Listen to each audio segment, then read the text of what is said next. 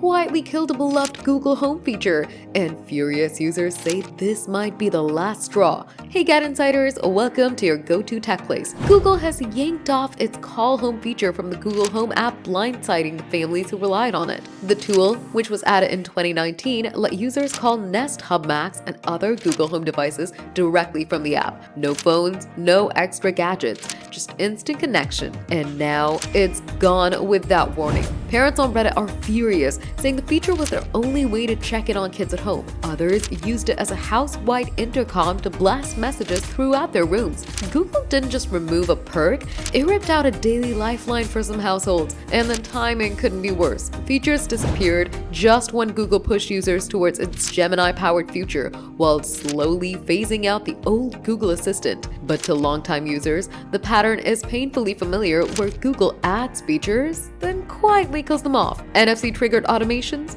Gone. Assistant routines? Slashed. Now Call Home joins the graveyard. And what's frustrating users right now most is the silence. No alert, no explanation, no replacement. Just an update, and suddenly the button's missing. To make things worse, the latest Google Home update now removes Call Home for even more users, confirming it's not a glitch, it's a full shutdown. Could it return under Gemini? Maybe. But Google hasn't said a word, and smart home loyalists' trust is shaking. Some users say they've invested thousands into Google's ecosystem and are now reconsidering everything. Whether Google revives the feature or not, smart home fans are tired of losing tools they actually use. What do you think about this? Tell us in the comments. Give the video a thumbs up, subscribe to GadInsider, and don't forget to hit the bell icon so you never miss any tech or gaming update.